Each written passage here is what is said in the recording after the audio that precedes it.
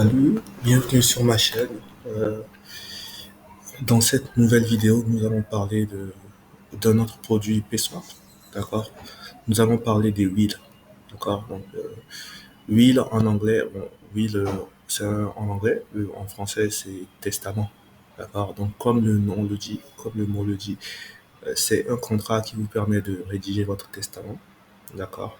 Donc, les wheels vous permettent de faire toutes sortes de choses, notamment de rédiger votre testament. Donc, on va passer sur la liste des choses que les wheels vous permettent de faire juste après que je vous montre comment vous pouvez accéder à la page des wheels. Donc, pour accéder à la page des wheels, vous venez sur le site pswap.org, vous allez dans l'onglet Earn et vous descendez jusqu'à Wheel.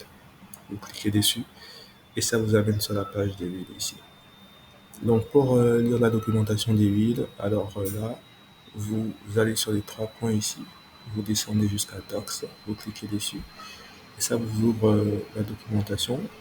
Vous allez sur les produits sur le tag produit, d'accord, et vous cherchez wheel. Donc vous descendez, vous cherchez voilà wheel ici et vous avez les pages de documentation des wheels, d'accord, voilà. Et c'est en anglais en ce moment, donc si vous voulez une version française, vous cliquez sur la barre de recherche ici. Vous tapez votre question en français. Comment fonctionne les villes, d'accord. Et ça va prendre les pages de documentation en anglais et les interpréter en français pour vous. Voilà. Mais c'est toujours mieux de comprendre anglais. Comme ça, vous avez directement euh, la documentation avec les images et tout. Voilà. Donc on retourne sur la page des villes. Voilà. Et là, je vais vous parler des différents cas d'usage des wheels. D'accord? Donc, disons que le premier cas d'usage, on parle du testament. D'accord? Donc, disons que vous avez euh, plusieurs tokens. D'accord? Vous avez des tokens dans vos wallets, dans vos portefeuilles et tout ça. Et vous voulez déterminer, vous voulez écrire un testament de distribution de ces tokens si jamais vous mourrez. D'accord? Euh, Voilà. Parce qu'il n'y a pas vraiment de ces mécanismes en crypto pour le moment. Donc, en ce moment, avec la crypto, si vous mourrez, tout ce que vous avez dans votre portefeuille crypto meurt avec vous. C'est, voilà, parce qu'il n'y a personne d'autre qui a accès à ça. Et voilà. Donc les 8, c'est un mécanisme qui permet de résoudre ce problème. D'accord? Donc, il peut, donc vous pouvez déployer votre contrat de huile, lui donner accès à tout ce que vous avez dans vos wallets, dans vos portefeuilles crypto, d'accord. Et quand vous mourrez, le lui peut récupérer l'argent, tout ce qu'il y a dans vos portefeuilles crypto, et les distribuer à vos héritiers en fonction de ce que vous aurez décidé, d'une distribution que vous aurez décidé, d'accord. Donc c'est comme ça que ça fait. Ça peut fonctionner aussi avec les NFT.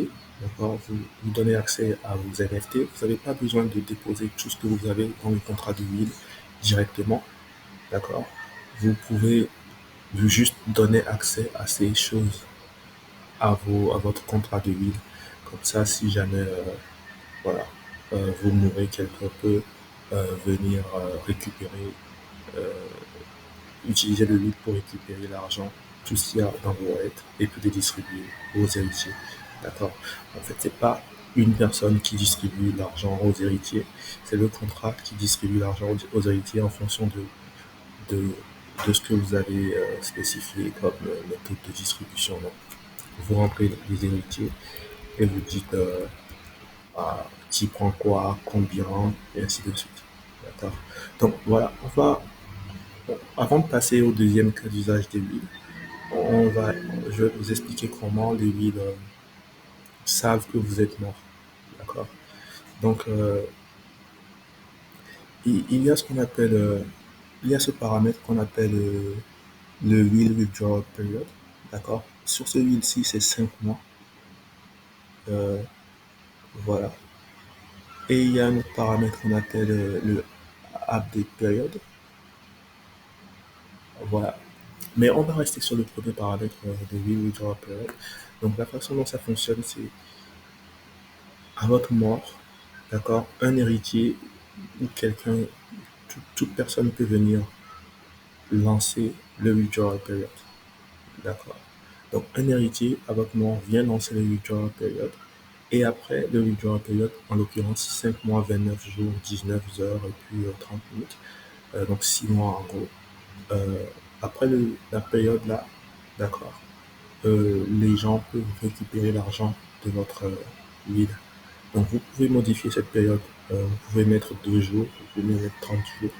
Mais le problème avec le fait de mettre des courtes périodes de temps, c'est que si jamais euh, vous n'êtes pas encore mort et quelqu'un lance le will withdrawal period, d'accord, euh, vous n'aurez pas assez de temps d'arrêter le withdrawal. D'accord. Donc là, si quelqu'un vient lancer le will withdrawal period sur ce will-ci, il aura à attendre 6 mois en gros pour pouvoir toucher l'argent qu'il y a dans le will. D'accord. Donc ça laisse à l'auteur du will 6 mois pour détecter que son withdrawal period a été lancé et pour stopper le withdrawal period.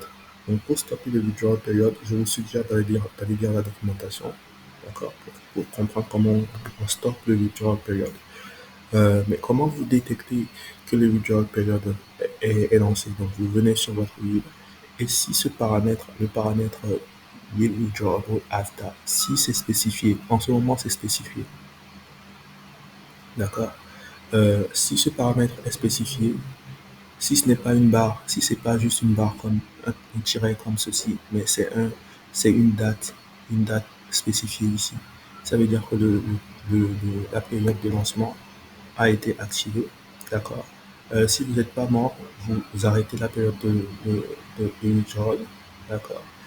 Donc c'est comme ça que lui sait que vous êtes mort.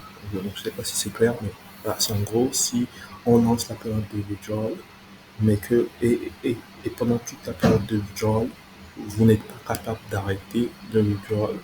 Alors le will sait que vous n'êtes pas là, d'accord? C'est que vous êtes probablement mort. Il suppose que vous êtes mort. Et après le withdrawal period, vos héritiers peuvent venir retirer l'argent en fonction de ce qui leur est dû. Donc la fonction dont vous partagez l'argent entre vos héritiers, c'est en donnant des pourcentages. Donc pour chaque token, vous dites tel héritier va prendre tel pourcentage de ce token-ci et tel pourcentage de cet autre token, et ainsi de suite. Donc c'est comme ça que vous faites. D'accord. et, euh, et autre chose avec les wheels, c'est que vous pouvez transférer. D'accord. Euh, donc, euh, donc disons que vous léguez 10% de votre fortune en dollars, vous léguez ça à un de vos héritiers. D'accord. Le contrat de will lui permet de transférer un certain pourcentage. D'accord. Il peut transférer 1% sur les 10% que vous lui léguez. Il transfère ça sur une note de paiement.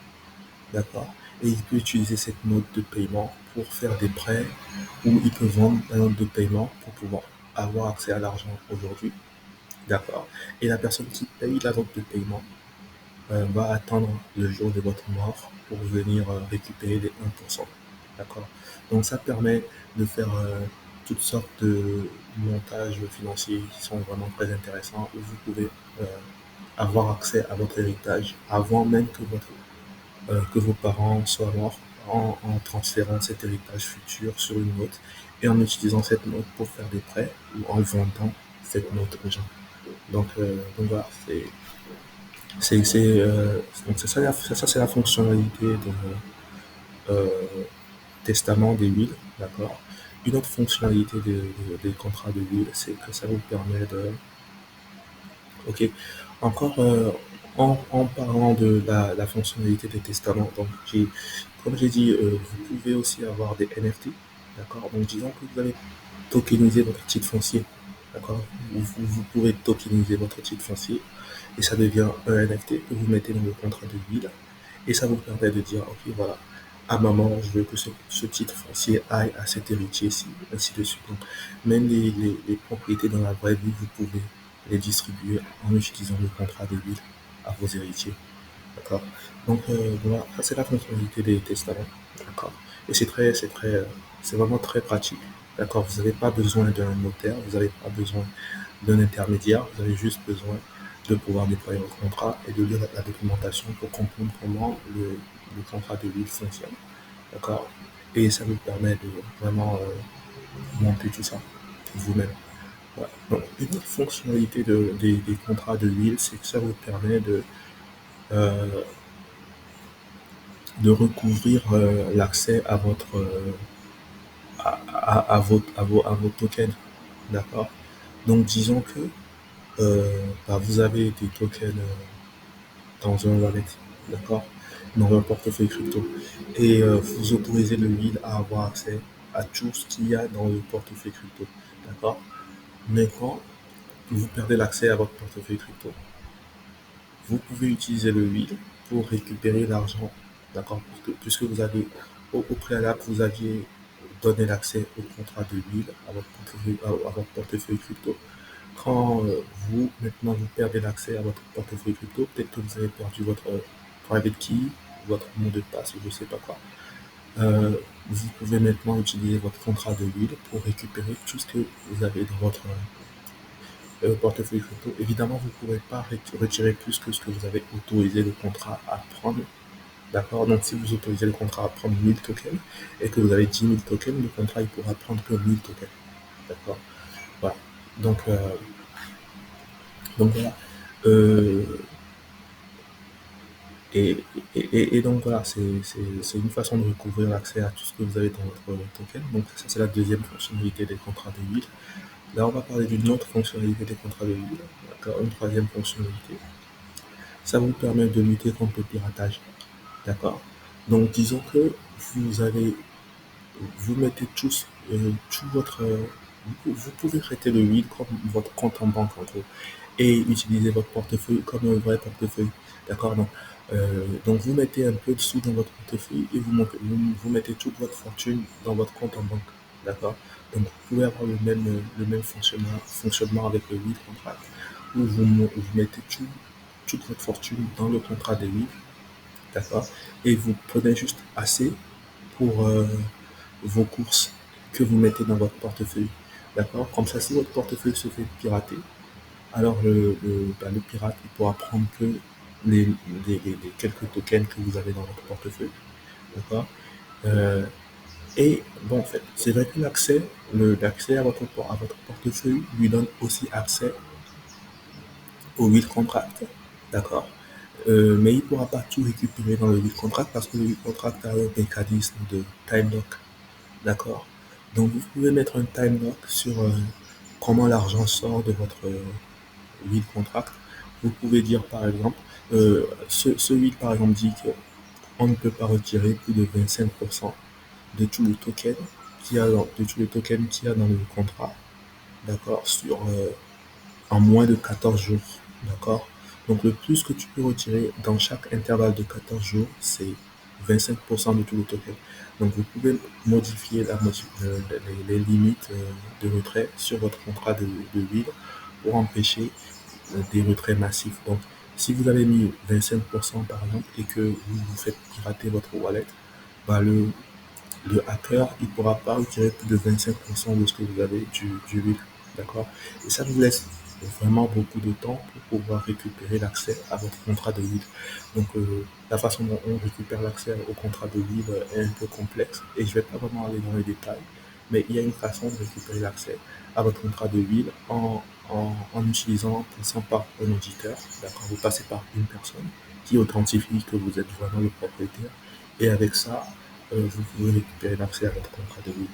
Euh, donc, je vous suggère vraiment d'aller lire la documentation pour comprendre comment tout ça fonctionne, comment on récupère l'accès au contrat quand vous êtes piraté, quand vous faites pirater. D'accord. Donc, le lead contract est vraiment très intéressant. Voilà. Donc, je pense que j'ai fait le tour des fonctionnalités de contrat de lead. D'accord. Il y a tout plein de montages financiers que vous pouvez faire avec le contrat de lead. Voilà. Mais c'est en gros les plus intéressants. Donc voilà.